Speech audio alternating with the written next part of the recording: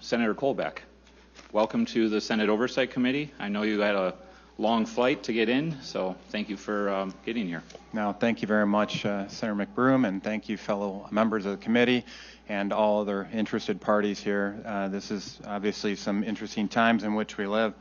I appreciate the opportunity to address this body. I know there's a lot of discussion around what happened in the 2020 election. Hope to provide a lot of information around that today. And keep in mind, what I'm going to be talking about today is just the tip of the iceberg due to time constraints. But a lot of people are here to provide testimony. And even right now, I see signs that say, show us the evidence.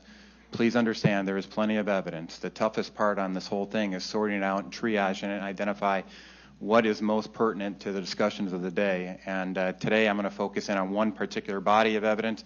The rest of the folks can chime in on the rest of them. And as you pointed out, I was present at the Detroit AV Counting Board. I was there as a poll challenger, certified through the Election Integrity Fund, which is an organization I helped start quite a while ago in anticipation for concerns around this upcoming election. And in addition to that, which is pertinent to my testimony today, I'm also a certified Microsoft Small Business Specialist. I work in cabling design for the International Space Station. I worked on with the Department of Defense as a contractor on advanced simulation systems for the military, wargaming systems, so pretty comfortable in the software area. There's been a huge narrative around this whole election that says, number one, it started off saying that there is no voter fraud. Then the narrative changed in the media to there is no widespread voter fraud. Then it changed into there is no widespread voter fraud that could impact the results of the election. Well, what I hope to provide you today is just a snippet of information that indicates no, it was rampant. It doesn't have to be rampant to be significant. If we have voter fraud in just one out of our 83 counties, if that county is Wayne County, you got an issue because over 800,000 votes were cast in that county, and that's much more than the margin of difference we're talking about in the election for the president. So, key questions. Now, obviously, I've been in the position where you guys are at right now, so my first thing is I'm trying to figure out what question I should be asking when I'm hearing all this testimony. So, if I were in your shoes, I'd be asking, first and foremost, what's the chain of custody for the election artifacts that we're talking about? Has it been broken? Number two, is there evidence of election fraud? Number three, was there evidence that election statutes were violated? And you can have election fraud and not violate a statute if we don't have that hole covered in statute right now. Was there evidence of any third party or external manipulation of our election data? And how do you respond? And this is very important, and we'll talk about this at the end. How do you respond if the answer to any of these questions is yes? All right, so key concept, chain of custody. And I simplify this to just 4 key links in that chain of custody. Qualified voter files, number 1. Number 2 is the poll books. Number 3 is the ballots themselves. And number 4, which is where I'm going to focus my testimony today, is on the vote tally itself. How do you communicate the tabulated results upstream to all points, up to the county, up to the media, et cetera? How does that information get packaged and shipped out? And we're going to talk about what we've saw as far as concerns here. A lot of people are testifying here today are going to talk about a lot of things that happen specific to the poll books and specific to the ballots. That QVF is not something that happened on the ground here, but that's something that should be of concern as well. But let's focus in on the vote tabulation. So there's all kinds of anomalies that were identified that after the fact in the election when we actually looked at the vote tally results. And I'm not going to go into any of the details on any of this stuff in the interest of time, but as a person who was on the ground at the Detroit AV Counting Board, it's tough for me to go off and see a big picture item. If I can't actually trace the vote tallies coming out of the tabulator, I can't see where there are specific anomalies that are happening. This is something that happens after the fact. I will attest to some things that corroborate nefarious purposes towards the end of what we did when you look at this data in context of what we did observe. First thing I want to point out is one of the things that when you're looking at data that was transmitted during the election, there was something very interesting that happened. And they were transmitting, we have evidence that from the Dominion voting system, there is a transmittal of fractional vote data. Now, you guys have done a lot of votes inside the Senate, as I did when I was serving my 2 terms. I don't recall any of those vote tallies up on the board having a decimal point. Do you guys? So that indicates right off the top that something's rotten in Denmark. So I'm going to start off just one quick example. I'm not going to belabor this. I call it the little switch, where we all acknowledge that there are some issues with votes. If it wasn't for an alert, regular old citizen by the name of Bill Bailey identifying that this doesn't make sense, that Antrim County went for Joe Biden and and led to a recount, we never would have understood or found that vote flip of 6,000 votes. And what are some possible technical explanations for that? Well, we know what the official explanations were. They said that it was initially a software glitch, and then it was changed to a clerical error. But the technical explanations for what might have happened is that when you scan a ballot, it's going to be coded in accordance with it's going to have a QR code that tells you what the ballot type is on it or what the ballot style is.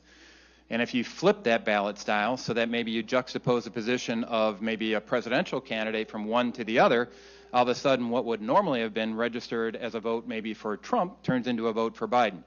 Another way that that could happen, and how you can, this is the only way that I know of that can explain a fractional vote, is if you implemented a ranked choice voting algorithm.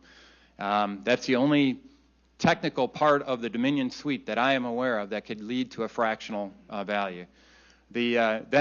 You could have data manipulation via remote access, and then you can also address the need for, there's an opportunity that if you do not do a robust public accuracy test where you've investigated all the different permutations of votes that could occur, people that know that there's loopholes in those public accuracy tests can take advantage of them in the algorithm and flip votes in context of that. In particular, be concerned about the idea that they could flip, if you don't test for this explicitly in your public accuracy test, they can flip from one candidate to a write-in candidate, and we have an affidavit attesting to that in the, among our many examples of evidence.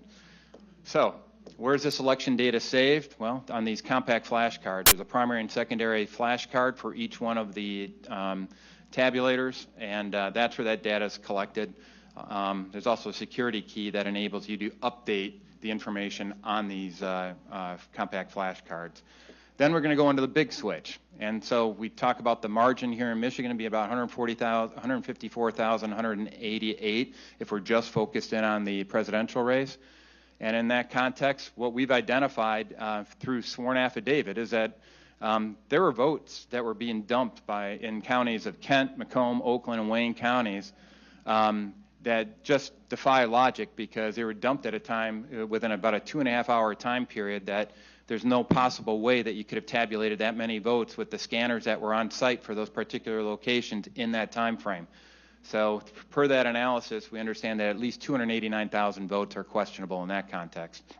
And there's much more than that when you add up all the discrepancies. So specifically, let's zero in on the Detroit AV Counting Board.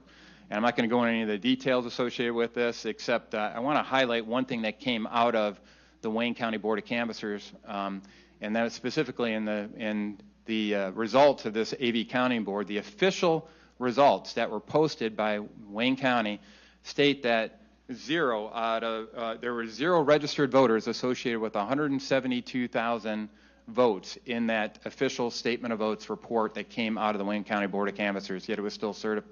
Well, there's doubt about that, but they went up and eventually certified at the state level despite knowing that. So that's already an indication that paperwork's not in order.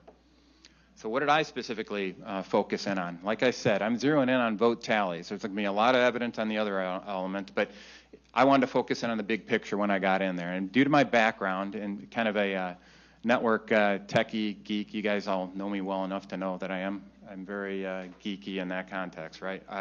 I like to focus in on what was going on with the network configuration because I wanted to understand how those vote tallies were being communicated. So my first question was up to Chris Thomas, who is serving as a consultant for the city of Detroit.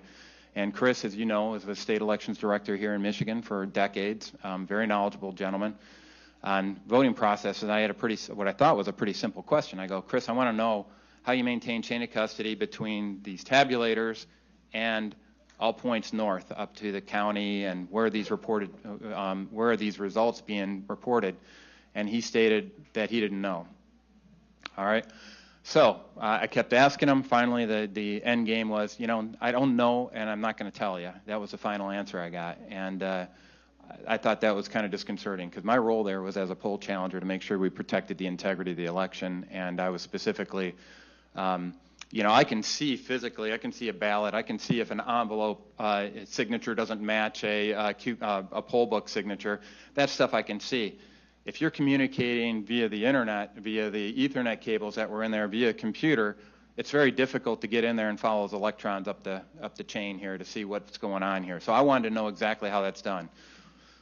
In most precincts in my former Senate district, what would happen is the way you communicate the results is that you wait until the end of the night, you do a final tabulation of the books, and you put all the final results. So you get a dump onto a flash drive, you put that flash drive into a sealed envelope, and you send that up the chain either to the city or to the county, actually to both. There's probably about 5 copies of the flash drive made. And you send it, it's in a secure package, and you can maintain that chain of custody. What I saw in Detroit was something more concerning. Every one of those tabulator machines was connected via Ethernet cable. That Ethernet cable connected to a router. That router connected to all the other computers in that network, including up to what's called the local data center, which was managing all the returns for 503 precincts here in the city of Detroit. What was further concerning was that I saw a Ethernet cable coming from the wall connected into one of these routers that was connected to the local data center, which was connected to all the tabulators and adjudicators, and that seemed to indicate an outside internet connection. When I flip on my phone and I look for connected networks, I also understand that there's a wireless network called AV_connect that was accessible. I wonder what AV stands for. I mean, it doesn't take a rocket scientist to figure out that that's probably something to do with absentee vote. So, bottom line, I was a little concerned with the physical configuration. So the stuff I could observe, here's the network topology that I put together the night that I got back after serving on the at the AV Counting Board, and what it showed to me explicitly was a connection to the internet. Furthermore, I asked all the election officials that were there, Daniel Baxter, I asked former state representative David Nathan, I said, are these connected to the internet? And they all denied internet connectivity. Yet when I went around to all the monitors on it, and you guys probably have Windows laptops with you right now, you go down to the bottom right-hand corner and look at that little, there's a little icon there talking about your network connectivity. When you roll your mouse over there, it'll pop up in Word saying connected to internet. All right, so why is that a big deal? Let's go through. First, I want to demonstrate these guys were indeed connected to a local area network, and that local area network includes a connection to the local data center. Chris Thomas has already, through other statements, validated that local data center was connected to the internet. And for anybody who's not familiar with IT, if one computer on a network is connected to the internet, all the computers are connected to the internet. Now, the folks at Dominion will say that there's an air gap because they have a firewall in between there, and they use encryption for all the communications. I'm telling you, there's folks from that attend these DEF CON conferences every single year that can hack into a system like that in a matter of seconds. So, no, there's no such thing as an air gap. And you think something like elections determine who the leader of the free world is going to be for the next 4 years might tempt somebody to go off and play games with that? And we've got evidence that that indeed happened. So further evidence of, even the contract with the state of Michigan defines that these are designed, this equipment's designed to connect to the Ethernet and also in some cases specifically to via cell-based modems to the internet. The Dominion Tech Support Manual says these are designed to connect via Ethernet cables. So, so why does it matter? Here's why it matters. How many of you guys had a chance to read Sidney Powell's lawsuit in the state of Michigan? It's about 75 pages. Good. Hopefully you went through that in detail. Because in there, it highlights some things that should be a concern to every single senator, every single representative, no matter what party you're a member of. And I'm telling you, all the data that I've collected here, I want to make sure it's clear that everybody understands. I've been working with Bernie Sanders supporters. I've been working with registered Democrats. I've been working with libertarians, independents, and Republicans of all stripes. The stuff that we're talking about here should not be just a concern for Republicans. This should be a concern for everybody who calls themselves an American. So in this context, I want to highlight the detailed evidence on this. Go read the affidavits that are put into that Sidney Powell lawsuit. I'm not going to go through in detail here. Bottom line is, If it's connected to the internet, you open the door to nefarious actors outside of this country, and that should be a concern to everybody. Furthermore, we discovered that the National Institute of Standards and Technology left a proverbial key under the mat, essentially provided a map for anybody. By the way, first, before I get into that, we found admin passwords for the Dominion voting system, and the testimony attests to that, available up on the dark web. People could get access to it. That's important because with this key under the mat left by a gentleman out at the NIST, it provided all the specs or the specific files to look for in these election systems and what their sizes were so that you could mask any abnormal traffic that would happen when you're hacking a system. So is there any corroboration to what could happen with somebody accessing this via the internet and what we observed out at the polls? Yes. We've got affidavits talking about computer or network anomalies that happened at these, including one error message that says, warning, this computer is being hacked. So, guys, this is really happened. It happened at the poll books for that. There's adjudicator, or I think it was the adjudicator stations that had the computers down for about a half an hour inside of Detroit due to a network-related issue. Furthermore, there's another data piece here that's not on here, but I talked early on about we've got an affidavit that attests specifically to poll worker in Detroit that observed the precinct printout at the end of the day and noticed that there was a bunch of write-in votes for that particular precinct. And the thing that was odd about that is that they did not see one ballot with a write-in vote on it the whole time they were doing that. And they got an affidavit to that effect. So what does this all add up to? I'm just going to say this is a referendum. There's only two choices for each of you in this context.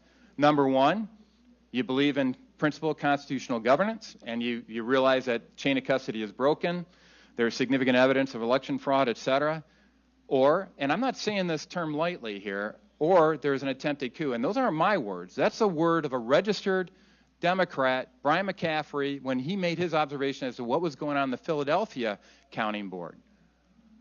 Like I said, this should concern people of every party inside America. Any American citizen should be concerned about what they're seeing here. So what can you do as legislators? Well, I'm just going to give you what I would recommend, and you guys can take the steps that you believe is appropriate. There's a lot of people are trying to convince you right now that there's nothing you can do. It's been certified, move on. There's nothing else that you can go off and do. I'm telling you that's not the truth. In the United States Constitution, Article 2 gives the legislature specific authority on how to allocate electoral college votes. That doesn't mean that the governor has any say in it. It means it's, and because of Article 6, Section 2 of the U.S. Constitution, Supremacy Clause, that supersedes anything we may have in statute here in the state of Michigan. Furthermore, Article 4, Section 4 guarantees a Republican form of government. A Republican form of government means that people elect their representatives, which implies that we've got integrity around the election process itself. I believe this is just a small sample, that one chain of this overall chain of custody around this election was broken, and I just submit it to you for consideration. There are options before you, and I'd just like to yield the rest of my time here, if I could, for any questions that you may have. Thank you, Senator Colbeck. Questions from Vice Chair Lucido. Thank you, Mr. Chairman. Thank you, Senator Colbeck. I appreciate you coming and offering your testimony. I had listened to you about the chain of custody. We use that in criminal law. When you break the chain of custody, you find that there's a flaw, and as such, it makes for a difficult conviction. In fact, you throw the case out. Yeah. So I appreciate your analysis, but I like to get to what's called substantive issues. You indicate that the vote tally affected the election. What offer of proof do you have? That's what they use in a courtroom. And I know this isn't a courtroom. Yep. This is a legislative process that you were a part of. Yeah. So, and I did talk to you on the phone, did I not, this weekend? Yep. And I want to make sure when you came with your testimony that you'd have offers of proof, because as legislators, we like to take that information, digest it, and bring it back to our districts indicating what we've heard by the testimony, because this isn't out there, and I wish it was. I wish it was on TV right now, so that the people can hear exactly what these offers of proofs are. So you were down there, you were a poll challenger, you were looking at 800,000 votes that passed into Wayne County. Your vote tabulator, you said, or the vote tally, affected this election. Well, I'll tell you, there's two pieces of evidence in that I've talked about here today. Number one, I don't think anybody denies that there was a vote flipping that occurred in Antrim County. They're just curious as to what the cause was. So there's Not to stop you, but we had the clerk testify. Yeah. Were you a party to that testimony? No, I was not. So when the clerk testified, she gave her analysis as the clerk. Whether she's right, wrong, or indifferent, we could only take value of what the testimony was. Right. Same with us. And she at first indicated that it must be a computer program software glitch. Mm-hmm. Later on, she found that she must have opened up, and I think it was Senator Tice, but I'm not going to speak for her just yet today. But it was somebody that opened up and changed the ballot that was already locked into place and had two nonpartisan candidates or counties or two nonpartisan communities that they locked in, and that's what was said to us, whether it's right or wrong. And I do appreciate your depth and scope about being an engineer and having this amazing ability to go ahead and try to identify and articulate these issues. The next thing is the electronic chain of custody. Mm-hmm. I'm real interested in this. Yeah. If I have a computer with a ether cable router, and therefore I would have the ability to be hacked, I think you called it. Mm-hmm. Tell us how we don't have an expert in computer software with computer hardware about the cable, rotor, and the hacking portion that we can all digest as citizens. Yeah, well, number one, you need to have access after the fact. I mean, if they're not allowing me to inspect, and I was deliberately prohibited from getting close to a lot of these connections by one of the gentlemen that was up there and the configuration of the site, but I saw enough to indicate I could follow the connections between them. So, I mean, I don't know how much detail to go into on any of this stuff, but the bottom line is, if you're connecting, I can verify this physical connection between all those, the tabulators, the adjudicators, and the local data center with one another. We've already got Chris Thomas testifying that the local data center was connected to the internet. So the only question is, were there protections and layers in between that would give the appearance of an air gap? And I'm just telling you, I'm not the hacker that does this. I'm not a black hat that can go in and do this, but there are people that can do that. I got it. So then it comes down to this. Yeah. How does one maintain the chain of custody in electronics? Well, I think the only way to do that is what I was talking about, what usually happens in other precincts where the clerks are getting that information from an encrypted flash drive from a tabulator that's not connected to the internet, and then transferring that in a sealed envelope up to the county so that they can add it to the tabulator result to the other areas. That did not happen in Detroit. I never saw one flash drive transferred from a computer to another computer. There was a wall up on the wall all around the center. There's a red area that was supposed to be where they put out the final precinct tallies, just like you would see in most other precincts, if you will. That never happened. They had all the zero printouts from all the tabulators, which is good, so they had them printed up for the beginning of the counting day, but they never had the final tally printed up there at all. So I would be very curious, and this is an area that I think, frankly, the burden of proof is on the Secretary of State and the Board of Canvassers, which is, how do you verify that you maintain the chain of custody? Because I'd be very interested in their answer on that.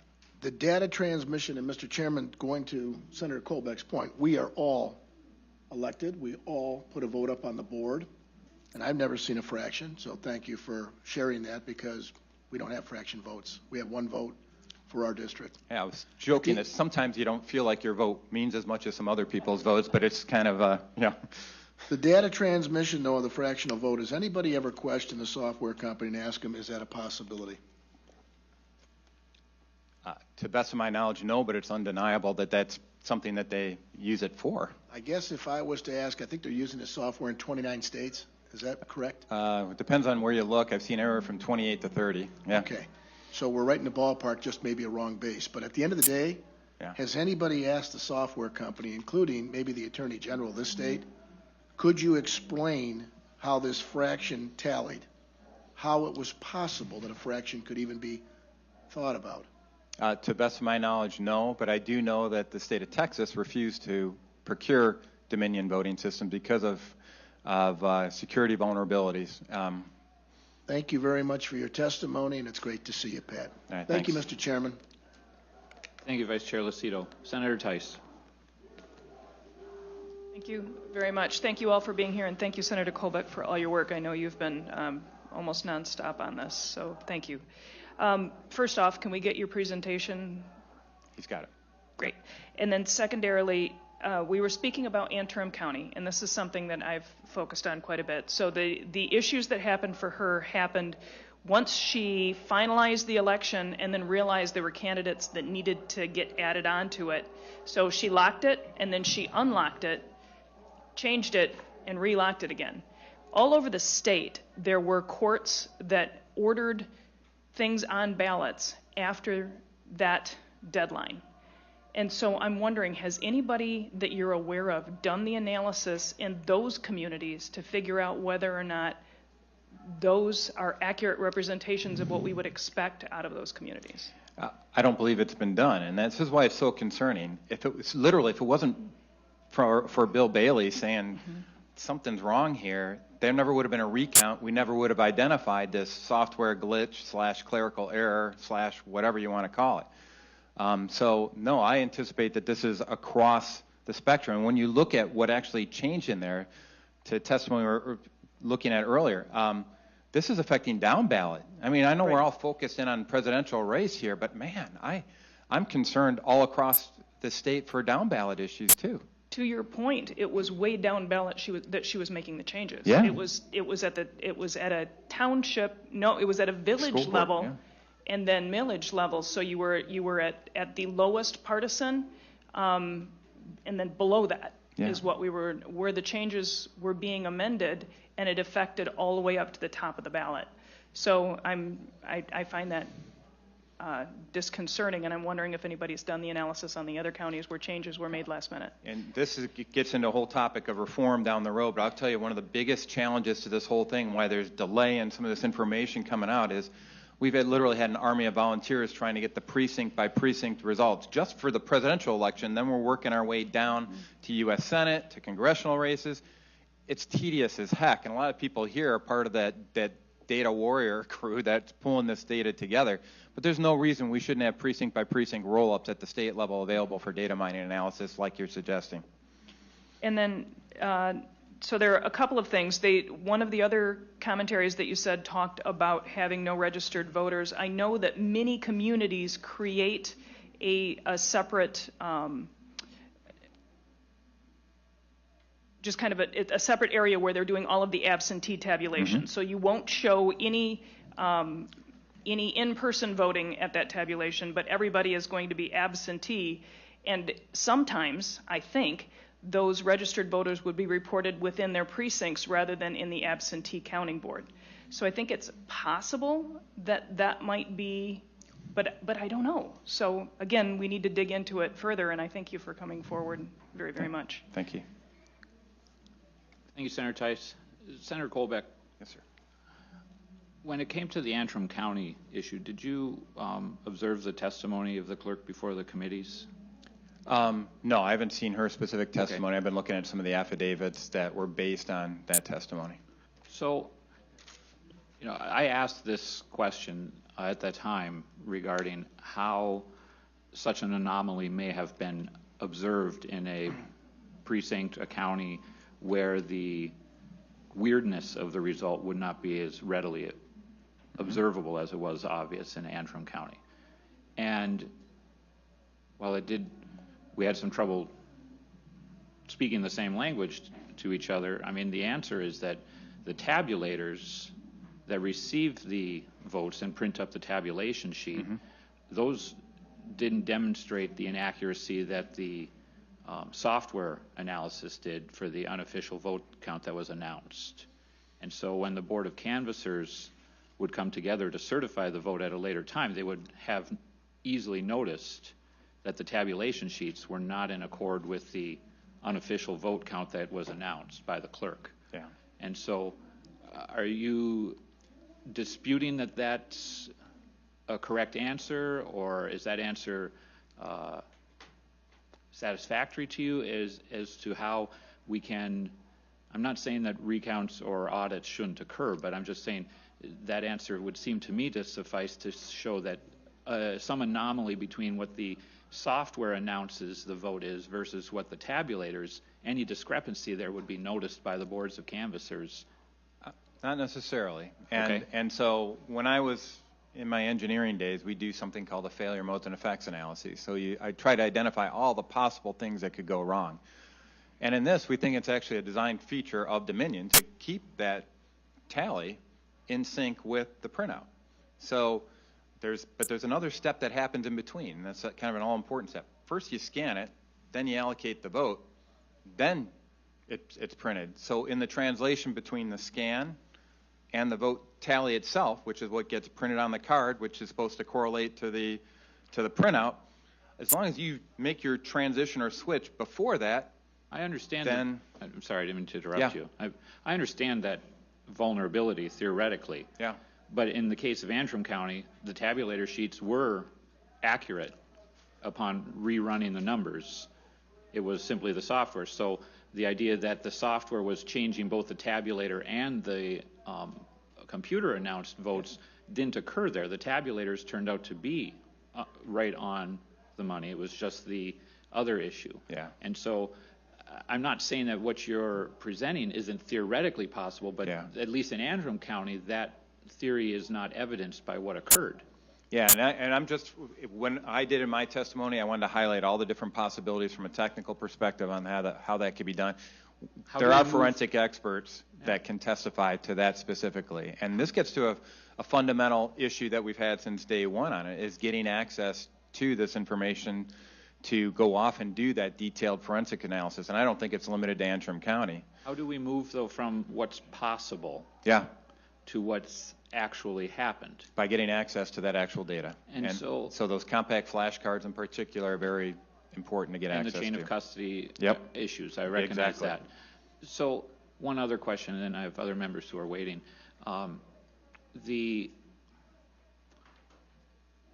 These possibilities, these possible vulnerabilities that you detailed seem to me to be undercut in Michigan, and I don't know other states, but at least undercut in Michigan by the fact that we maintain the paper ballots. And so the opportunity to recount and the fact that every election cycle there are random audits done that have continued to validate that the software has been accurate would seem to undercut this possibility it's happening or being something somebody would attempt to do in Michigan. This gets into a very complex discussion because now it's conceivable you can go back in and prepare whatever ballot tally you want in physical ballot form to match the numbers that you want to have in the physical in the final vote tally. It's possible to go off and map that together, which is one of the reasons why it's so concerning as to how sloppy it was in Wayne County in regards to the idea of poll books balancing with the number of ballots that were out there. So I just want to highlight that I've focused in on vote tallies as part of the key issue on it, but where you're going starts taking us upstream as well into the ballots themselves, because you're looking and saying, hey, these are what the ballots said, there's no discrepancy associated with it. It gets into a discussion of where did those ballots come from? What was the chain of custody around those ballots? What's the chain of custody between the ballots and the person who was supposed to have voted for that ballot? Did you maintain that in the poll book with the verification? So all I'm suggesting on this is that I'm just zeroing in on how the heck did you transfer the results from tabulator A upstream to county and other areas? Is there evidence to suggest that there's a concern, not just in Antrim County, but keep in mind the other testimony that was for 289,000 votes that were pushed out as the official vote tally or whatever from those 4 counties that exceeded the complete scanning capacity of those 4 counties during that time frame. That's an explanation that I'd really like to see. So The stuff you're talking about, it's going to get into a detailed discussion of everything upstream of that chain of custody. But Senator, help me understand, if a person or persons had the ability to stuff the box, Yeah. you know, for, you know, just to borrow colloquialism, Electronically, yeah. to stuff the box with the paper ballots, as you're mentioning, Yep. then what would the need be to have the software provide an inaccurate count? I mean, if you have the ability For to recounts, yeah. I guess it seems like one or the other is all that's, No, I'm not sure I mean, why you ultimately, when it's all said and done, I mean, you're going to go off and try to make sure that you have all this stuff in sync. Right. I'm sorry, to members, I have one other question, and this is a follow-up to Senator Lucido's question earlier regarding fractional voting. Yeah. Do you have actual paper or screenshots or something that show a fractional vote and where it came from, what that's referencing specifically? This is in the affidavit provided by Russ Ramslander, and what they were doing, and it's probably too complicated to go into here, although I do have a slide that kind of demonstrates a little bit of the path I can get into. But this is an actual printout from Dominion Voting Systems, and in their translate or their feed to all of the news outlets, and there's a whole chain of command that they go through for this data. And I was never interested in that. I was interested in seeing the flash up on the screen that says percentage of precincts reporting, what's the vote. But behind that simple number chase, there's a whole bunch of handoffs. And Okay. I think I've got this actually in a backup slide, so let me just double check here. Once you get an appreciation for all the different handoffs that this goes through, it starts making a little bit more sense. So let me. Well, in the interest of everyone's time here, I mean, you said you've got it in the presentation, you've sent it to me, so I mean, I'll look for it. And you and I can talk offline, too. Yep. So is it okay if we move to the next question? Absolutely. All right. Yep. Senator McDonald. Thank you, Mr. Chairman. Excellent analysis, Patrick. Quick question. The integrity of our elections, you're right about that. It's not a Republican or Democratic thing. It's just too important. Where is the Justice Department? Why aren't they looking into it? That's a good question. It really is. I know Attorney General Barr has got a letter that was submitted a couple months before the election saying we need to be bird-dogging any issues of election integrity, and I've been pretty outspoken about my concern with the election. I've reached out to what do they call it, to Matthew Schneider in particular directly regarding here's some concerns we have. I put out op-eds out in the Detroit News to that effect, and all that's gotten me so far is being discredited by Judge Kenney saying because I was looking for voter fraud and found it that I'm not a credible witness. So I'm a little concerned about the lack of movement there, and there does need to be more engagement. But the bottom line is we do have a suit on the table right here in Michigan that's going to a federal court. That's a Sidney Powell lawsuit. We also have lawsuits that have been introduced by the folks at the Great Lakes Justice Center, and I'm affidavit in one of those lawsuits that's currently being considered by the Michigan Supreme Court. So there is legal action being taken. Why the prosecutors are not getting engaged in any productive capacity to this date, I can't attest to. Yeah, it's very concerning. Thank you. Thanks. Thank you, Senator McDonald. Vice Chair Irwin. Thank you, Chair. If you were a statewide candidate in Michigan in this last election, with everything that you believe about election fraud, and you were on the losing end, much like, say, President Trump or candidate John James, would you have requested a recount? I've got doubts with the integrity of the recount process, so I probably would not have done that. And by the way, just to put this in context, back in 2016, when President Trump did win Michigan explicitly, and Jill Stein ordered a recount, I was just as adamant about pursuing election integrity in the wake of that. I had one of my staffers that was out in Detroit, same place where I identified a lot of other problems right now, and she was there present when they came up and identified a poll book that said 306 votes were cast, but there's only 50 ballots inside of it. So I've been concerned about this from even when our top of the ticket guy is the victor. So you would not seek a recount, even though you believe there is fraud. You would seek remedy through the courts to just throw out votes and tally what was left? Is that your approach? What I believe should be done, which was not done by the State Board of Canvassers and Wayne County Board of Canvassers, is a detailed forensic audit, because that's what a canvass is. It's an internal audit, essentially, is what it comes down to. And I wanted them to perform, and I still would like a performance of a detailed forensic audit. And as we identified, I mean, we talk about Antrim County. This isn't just a Wayne County issue. We don't know how many other counties this may have impacted that flew under the radar, didn't have a Bill Bailey highlighting what was going on. I believe you need a full forensic audit. The key question is they haven't demonstrated chain of custody on any of the key election data. So, yeah, I'm concerned. You can't just go off and fix it with a recount of the ballot. That's downstream. If you've already got this whole chain of custody broken at the qualified voter file level and at the poll book level, what good's a recount going to do? Well, I think that it's pretty telling that the Trump campaign did not request a recount in Michigan. It seems pretty clear to me that they know that a recount would mess up their current strategy, which is just to throw up a bunch of smoke and mirrors. And it's particularly telling also that you here, sir, in committee, you have continued to repeat information about Antrim County, and then when you were corrected with the testimony that this committee heard, you just go back and repeat the same old misconstrued statements about what happened in Antrim County.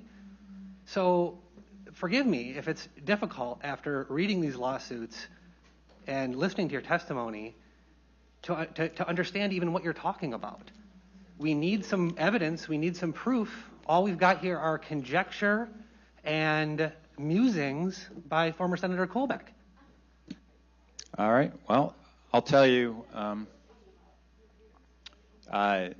upstream, we talk about the recount issue in particular. You want to talk about some of the upstream concerns that have never been refuted. We got 8.1 million registered voters here in the state of Michigan. The only problem with that is demographic analysis shows that more than 300,000 and as high as 600,000 of those folks should not be on the voter rolls. So you want to go off and do a recount, you've already got a broken link right up at the top that says there's over 300,000 people that should not even be eligible to vote in the state of Michigan.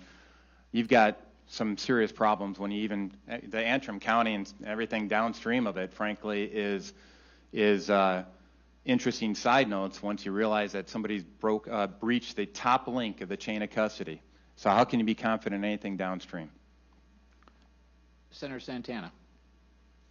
Thank you, Chairman, and thank you allowing me to sit at your table today, committee members. And as the only Detroiter up here today, I have a couple questions for you, Senator Kolbeck. Sure.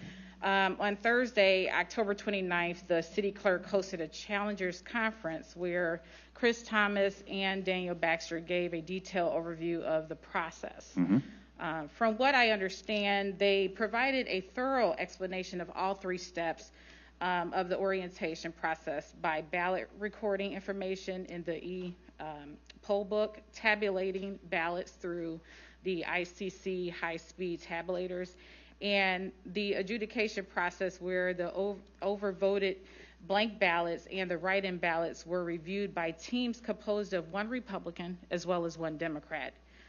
Did anyone attend the conference? To the best of my knowledge, we've been asking for when that would actually occur, and there's a gentleman here, he might be here, Phil O'Halloran. Phil, are you here? Phil can talk to that because we're specifically making repeated requests for information related to events like that, and I'll let Phil fill in the blanks associated with that, but I was very concerned. I can tell you, if I was notified about that meeting, I would have been there. Well, it seems like, these things would have been addressed at that meeting, and that meeting was open to everyone. So it seems that, maybe your committee should have had some more communication with the city, but the city also provided that information as well. Yeah, like I said, we'll let Phil testify, but believe me, there were attempts to do that, and I can tell you COVID was used as an excuse to push off meetings, to push off attendance at different things. There's a whole sequence of emails that I was working with folks to try to identify specifically when things like that would happen. We're concerned about the use of a Reliant scanning system to verify ballot signatures, for example. The Reliant system when you want to go off and the clerk's office will validate that the voter signature on the ballot envelope matches the one that we have in the qualified voter file. And if it doesn't, then they're not a qualified voter, right?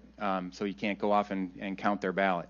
We wanted to know what was going on with that Reliant system. How was it being calibrated? Because if you calibrate that at a very permissive level, if you will, you're not going to filter out any bad signatures. And we also know that Reliant voting system is based on 8-point signature technology that was over 2 decades old. So it's not the latest and greatest you'll see with banking systems that are used today. So believe me, we're trying to get access to that type of information for quite a while before the election. Mayor Chair, I'm glad you brought that up because I actually ran into a constituent at Marshall's as I was shopping, and her mother had an issue with the signature, and so her ballot, she got that information back to her home. So she had, because the signatures did not match up. Yeah. And the clerk's office did resubmit to her a new, that one obviously was spoiled, but they did submit to her a new ballot for her to be able to fill out. So the integrity that the clerk is providing, in my opinion, is very concise, and it is a integral system. So they did look at that signature to see that it was not matching up with her mother's signature. So I don't think that your argument is valid. Wow. And if you don't have factual information to prove that, then it seems like this is speculative in nature. Okay. Thank you, Senator Santana. Senator Colbeck, I really appreciate all the time you put into the presentation and for your efforts at voter integrity and stuff. And so appreciate you being here today and submitting this to me, as well as some other information that I'll be making available to the group on process flow for Election Day. Any other members have a question? No? Yes? Sorry, it's not a question, just a point of clarification. The Antrim County Clerk said that they pulled their numbers off the tapes. They didn't do an actual physical recount of the ballots. Thank you, Senator. Appreciate that correction. Yeah. Okay. Thank you, Senator Colbeck. Thank you very much, committee members. Appreciate it. Okay. So now to those who have come here to testify, I have received your cards. If you are not familiar with the process and you want to testify, please find a